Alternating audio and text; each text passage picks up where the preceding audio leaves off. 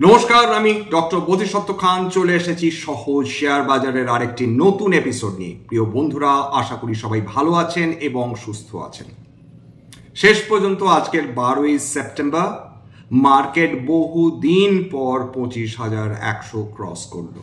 অর্থাৎ টেকনিক্যালি এটা একটা শক্ত গাঁট ছিল, যার উপর আজকের বন্ধ হলো নিফটি। অন্যান্য যে সেক্টরসগুলো রয়েছে, অর্থাৎ বিভিন্ন সেক্টরসগুলো রয়েছে, সেগুলোতে সামান্য হলেও অবশ্য র্যালি করেছে। তার মধ্যে আইটি সেক্টরের র্যালিকেও অগ্রাহ্য করা ডেফিনেটলি যায় না। কিন্তু আজকের আমরা সেই তিনটে সেক্টর নিয়ে আলোচনা করব, যেটা বিগত কয়েক মাস ধরে আলোচনায় রয়েছে, এবং এই তিনটি সেক্টর নিয়ে বিনিয়োগকারীদের আগ্রহ কোনোভাবে কমছে তো নাই, উপরন্তু উত্তরোত্তর বৃদ্ধি পাচ্ছে এটা বলা যেতে পারে। সেই তিনটে সেক্টর কোনটা কোনটা? একটি ডিফেন্স, 2 নম্বর সেমিকন্ডাক্টর সেক্টর, এবং 3 নম্বর সেক্টর মেটালস। এবং খেয়াল করলে বুঝতে পারবেন এমনি এমনি এক একটি সেক্টর দৌড়াচ্ছে না। কোথাও কি এদের মধ্যে সম্পর্ক রয়েছে, নাকি এদের ভাগ্য এক সূত্রে গাঁথা রয়েছে? সেটা নিয়ে আজকের আলোচনা। উত্তর যদি দিতেই হয়, এক কথায় বলতে হয় হ্যাঁ, এই তিনটি সেক্টর আলাদা আলাদা সেক্টর নিঃসন্দেহে, কিন্তু কোথাও না কোথাও এদের মধ্যে একটি নিবিড় সম্পর্ক রয়েছে। এবং একই সঙ্গে একই দিনে পরপর তিনটি সেক্টর র্যালি করছে, এটা কিন্তু কাকতালীয় ঘটনা নয়। তার পেছনে কিছু ডিপ রুটেড কারণ রয়েছে, সেটা আজকের আলোচনা করব। আজকে ডিফেন্স সেক্টরটা দেখেছেন? ডিফেন্স সেক্টরের এক একটি সেক্টরে তুমুল র্যালি হয়েছে। সেমিকন্ডাক্টরে কয়েকটি কোম্পানির মধ্যে অবশ্য সামান্য কারেকশন এসছে, হেলদি কারেকশন বলা চলে। মেটাল, তার পেছনে যে কারণটা রয়েছে সেটা ভারী চমকপ্রদ। হ্যাঁ, ঠিকই ধরেছেন, তার পেছনে চীনের একটি বড় অবদান রয়েছে। শুরু করা যাক ডিফেন্স সেক্টর নিয়ে। ডিফেন্স সেক্টর নিয়ে বিনিয়োগকারীদের আগ্রহ আজ নয়, বিশেষ করে অপারেশন সিঁদুরের কয়েকদিন আগে এবং অপারেশন সিঁদুরের পর থেকেই তুমুল যে উত্থান আমরা দেখেছি, সেটা এসেছে ডিফেন্স সেক্টরে। আজকের যে স্টকসগুলো র্যালি করেছে তার কারণ কিন্তু বিশ্বজোড়া ত্রাস শুরু হয়েছে, জিওপলিটিক্যাল টেনশন।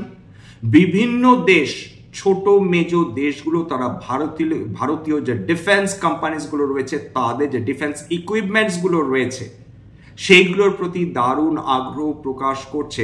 অর্ডার বৃদ্ধি পাচ্ছে ভারতবর্ষের ছোট মেজো এবং বড় কোম্পানিগুলো। আজকে দেখিনি কোন কোন স্টকস কিরকম উত্থান দেখেছে। অ্যাপোলো মাইক্রো সিস্টেমস 8.95% উত্থান, অ্যাস্ট্রা মাইক্রোওয়েভ 6.9% উত্থান, আভান্তেল 3.82%, ভারত ডিনামিক্স 5.81%। ব্রহ্মস মিসাইলের পেছনে ভারত ডিনামিক্স লিমিটেডের একটি দারুণ ভূমিকা রয়েছে। ভারত ইলেকট্রনিক্স 3.74%। এগুলো ভারত ইলেকট্রনিক্স কিন্তু ভারতবর্ষের অন্যতম বৃহৎ company, large cap. Cochin shipyard, ship building কোম্পানিগুলো খেয়াল করে দেখুন তো আজকে কিরকম সাংঘাতিক উত্থান দেখেছে, 5.81%। ডেটা প্যাটার্নস 5.68% উত্থান। Garden Reach Ship Builders 10% upper circuit.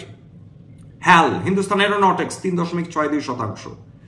Idea force Technology 4.70%। Mazagon Dock 4.73%। এটা মিড মার্কেট ডেটা, এটা কিন্তু যে কোনো মুহূর্তে বদলে যেতে পারে, সুতরাং কাইন্ডলি ফ্যাক্ট চেক করে নেবেন। MTR technologies 9.11%। এছাড়া সোলার ইন্ডাস্ট্রিজ 2.99% র্যালি করেছে। দুর্দান্ত উত্থান, নিঃসন্দেহে কোনো সন্দেহ নেই। একদিকে গভর্নমেন্টের অ্যাক্টিভ সাপোর্ট, জিওপলিটিক্যাল টেনশন, বিদেশি যে এক্সপোর্টস এবং ফার্দার অর্ডার্স, এই সমস্ত মিলিয়ে ডিফেন্স যে সেক্টর, তার অন্তর্গত কোম্পানিগুলো আবার পুনরায় উৎসাহিত হয়ে চলেছে। তারা বুঝতে পেরেছে, বিভিন্ন বিনিয়োগকারী, যে ডিফেন্স সেক্টর একদিন, দুদিন, 1 মাস, 2 মাস, 3 মাসের গল্প নয়। উৎসাহ ফুরিয়ে গেল 3 মাসের মধ্যে, এমনটি হওয়ার সম্ভাবনা কম। হ্যাঁ, হতে পারে এটা রেঞ্জ বাউন্ড। যে কোনো সেক্টর, যে কোনো কোম্পানি, যে কোনো সময় রেঞ্জ বাউন্ড থাকতে পারে। 6 মাস, 1 বছর, 2 বছর, বহু সময় এরকম বহু সেক্টর তারা জাস্ট সাইড ওয়াইজ মুভমেন্ট দেখায়, কিচ্ছুটি করে না। অসংখ্য উদাহরণ রয়েছে। সুতরাং ডিফেন্স সেক্টরও হয়তো সেরকম, সেটা তো অন্যান্য সেক্টরের থেকে আলাদা কিছু হবে না। সেখানে কখনো দারুণ উৎসাহ আসবে, কখনো উৎসাহ মানুষ হারিয়ে ফেলবেন, কখনো ইনডিফারেন্ট হয়ে যাবেন, কিন্তু বর্তমানে যেটা চলছে ডিফেন্স সেক্টরের প্রতি মানুষের যে উৎসাহ রয়েছে বিনিয়োগকারী এবং ট্রেডার্স অ্যালাইক, সেটা যে ফিরে এসেছে, সেটা বিগত কয়েক মাসের যদি আমরা ডেটা দেখি বা বিগত কয়েকদিনের যদি ডেটা দেখি তাহলেই বুঝতে পারবেন যে এক্স্যাক্টলি তাই ঘটে চলেছে।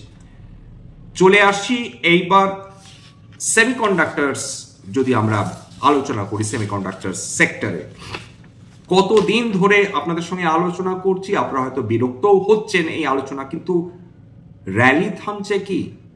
এটা হচ্ছে বড় প্রশ্ন। র্যালি তো থামছে না, সেমিকন্ডাক্টরের র্যালি চলছে। কখনো কোনো কোম্পানি নিঃসন্দেহে কারেকশন আসছে, কিন্তু আবার তারা ফিরে আসছে নিজের জায়গায়, নতুন শক্তি নিয়ে বৃদ্ধি পাচ্ছে। এএসএম টেকনোলজিস সেটা 4.75%।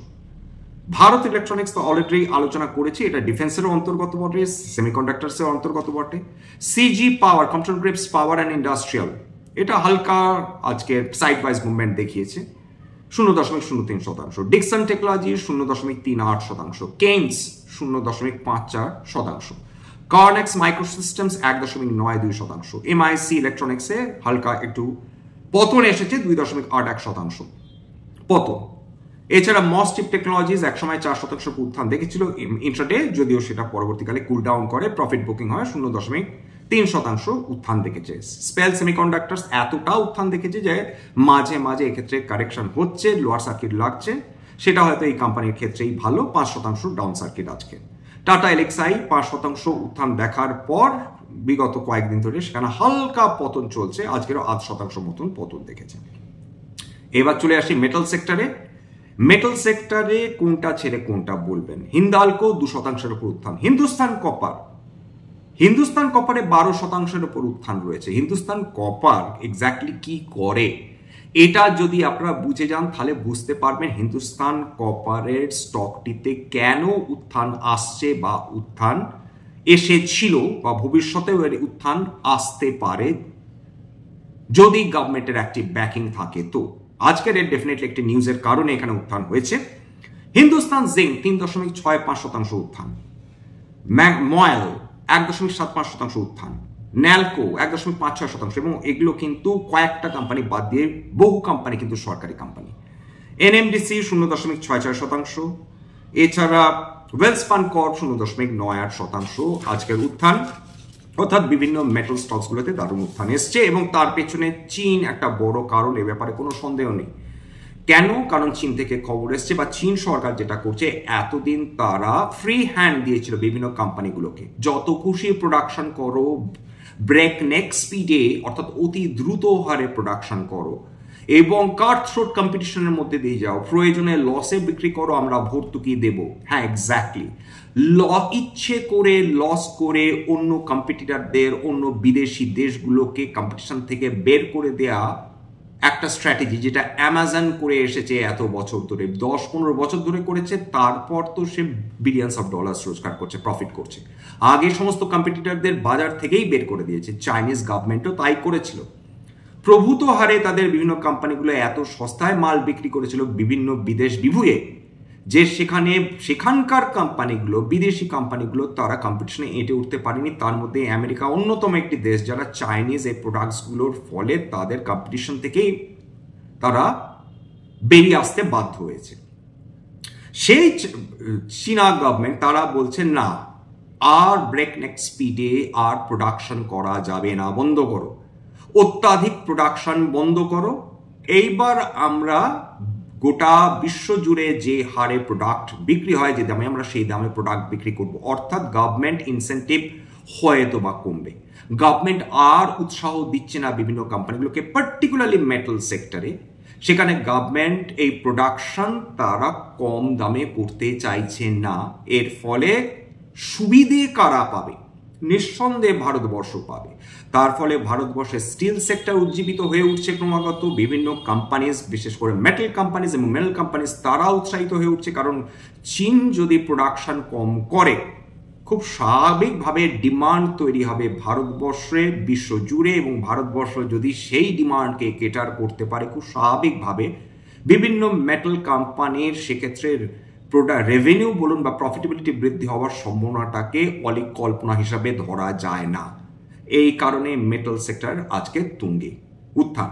কপার, হিন্দুস্তান কপার আজকে র্যালি করেছে, কারণ হিন্দুস্তান কপারের কর্তৃপক্ষ তারা ডিক্লেয়ার করেছেন যে সামনের কয়েক বছর অর্থাৎ 2030-31-এর মধ্যে তাদের যে ক্যাপাসিটি, প্রোডাকশন ক্যাপাসিটি তারা 3 গুণ বৃদ্ধি করতে চাইছে। কেন করতে চাইছে সে কারণে আসছি। তারা অলরেডি ক্যাপিটাল এক্সপেন্ডিচার ক্যাপেক্স ধরে রেখেছে 2000 কোটি টাকা সামনের 5 থেকে 6 বছরের মধ্যে। কেন তারা প্রোডাকশন 3 গুণ করতে চাইছে? কপার কিসে কাজে লাগে? কপার ইলেকট্রিসিটি যে তারগুলো রয়েছে অর্থাৎ প্রবাহ করার জন্য ইলেকট্রিসিটি তার জন্য কাজে লাগে। কয়েকশো টন কপার কাজে লাগে রিনিউয়েবল এনার্জি, সোলার এনার্জি প্রোডাকশনের জন্য, উইন্ড এনার্জি প্রোডাকশনের জন্য। এই যে হিউজ ডিমান্ড কপারের, তার ফলে বিশ্বজুড়ে কপারের জন্য আকাল পড়েছে এবং কপার ডিমান্ড দিনের পর দিন বৃদ্ধি পেয়ে চলেছে। তার কারণ একের পর এক কপার মাইন্স আস্তে আস্তে বন্ধ হয়ে যাচ্ছে, নতুন কোনো খনি খুঁজে পাওয়া যাচ্ছে না এবং যত দিন যাবে কপার ততই মহার্ঘ হয়ে যাওয়ার সম্ভাবনাটাই বেশি। কপার কম্পিউটার থেকে শুরু করে রিনিউয়েবল থেকে এনার্জি থেকে শুরু করে ভাবুন তো যে ইলেকট্রিক ভেহিকেলস তাতে কতটা কিলো কপার লাগে। অর্থাৎ যদি রিনিউয়েবল এনার্জির কথা বলেন, যদি আর্টিফিশিয়াল ইন্টেলিজেন্সের কথা বলেন, যদি আপনারা ইলেকট্রিক ভেহিকেলসের কথা বলেন, সব কিছুতে কপারের প্রেজেন্স কিন্তু ইন্টেগ্রাল বলা যেতে পারে। কপার ছাড়া এই ধরনের যে প্রজেক্টসগুলো, এই যে কোম্পানিজগুলো, এই যে সেক্টরসগুলো তারা লিটারালি তাদের প্রোডাকশন কমিয়ে দিতে বাধ্য হবে বা হল্ট করতে বাধ্য হবে। এতটাই গুরুত্বপূর্ণ ইন্ডাস্ট্রিয়াল ইউজের ক্ষেত্রে কপার। এবার এই যে হিন্দুস্তান কপার তারা ফিসকাল ইয়ার 2031, এটা মানি কন্ট্রোলের খবর, তারা 12.2 মেট্রিক টন প্রত্যেক বছর তারা উৎপাদন করতে চাইছে।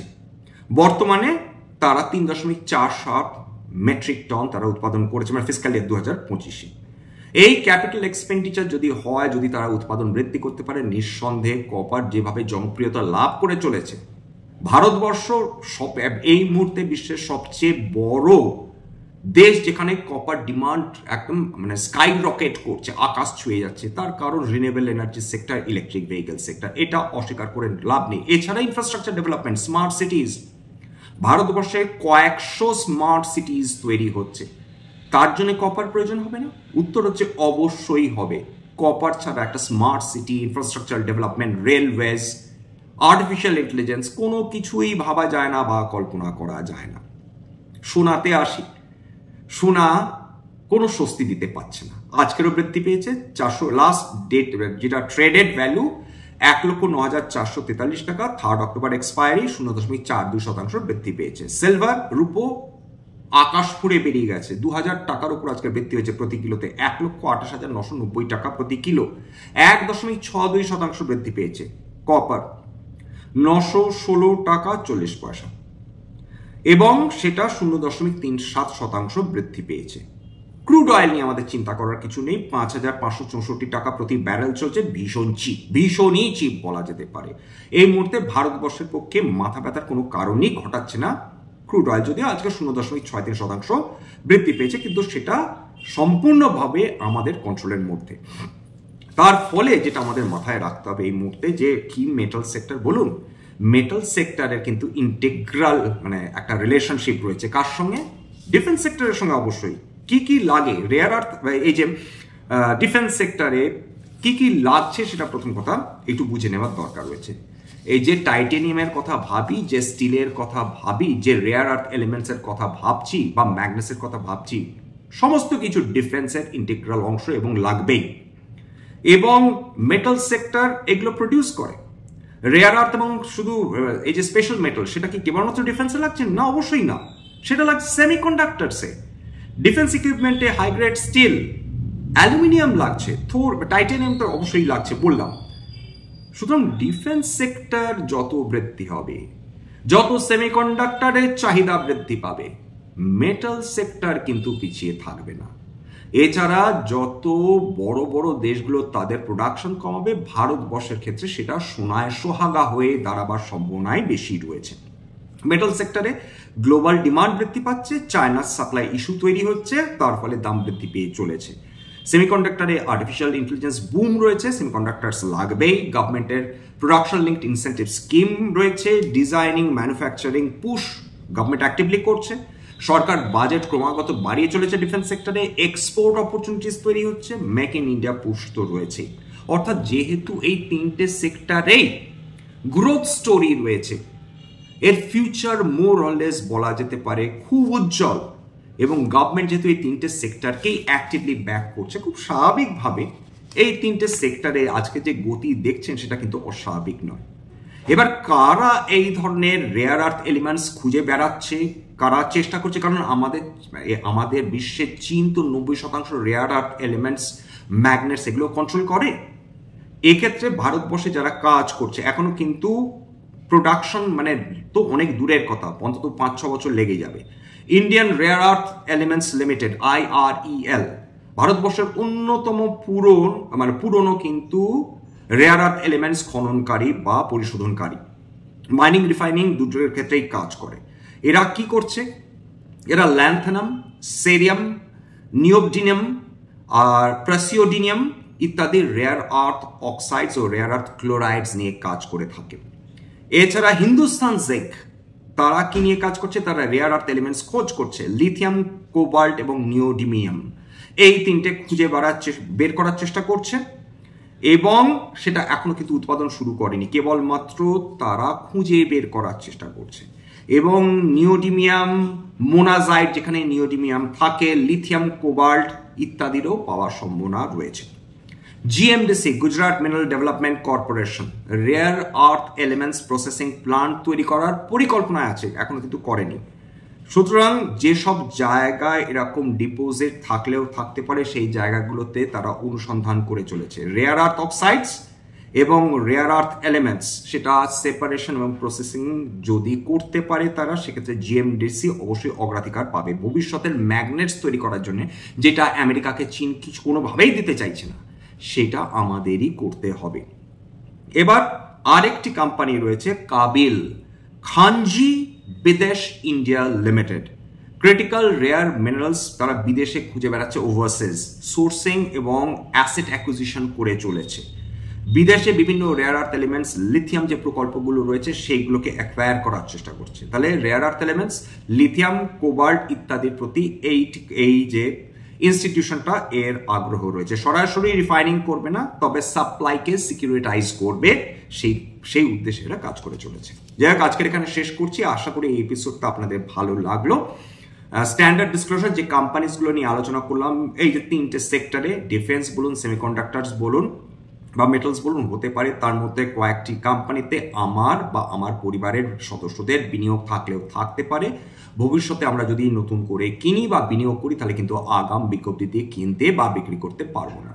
স্ট্যান্ডার্ড ডিসক্লেমার, এটা কেবলমাত্র একটা এডুকেশনাল চ্যানেল, বাঙালি বিনিয়োগকারীদের ইনভেস্টার অ্যাওয়ারনেস বৃদ্ধির জন্য। এখানে কোনো ধরনের কোনো শেয়ারের buy sell, recommendation, suggestion, advice এমনকি ইনফ্লুয়েন্স করার প্রচেষ্টা নেই। আমি যে কোম্পানিগুলোর কথা নাম বললাম বা করলাম সেগুলো কেবলমাত্র ফর ইলাস্ট্রেশন পারপাস বা উদাহরণ হিসাবে। আমার কথা শুনে যদি কোনো কোম্পানির ব্যাপারে বাই সেল সিদ্ধান্ত নেন, ক্ষতির মুখোমুখি হতে পারেন। সুতরাং সবসময় একজন সেবি রেজিস্টার্ড ইনভেস্টমেন্ট অ্যাডভাইজারের পরামর্শ নেওয়ার চেষ্টা করবেন বা নিজের ডিউ ডিলিজেন্স করবেন, সেক্ষেত্রে আপনারা উপকৃত হলেও হতে পারেন।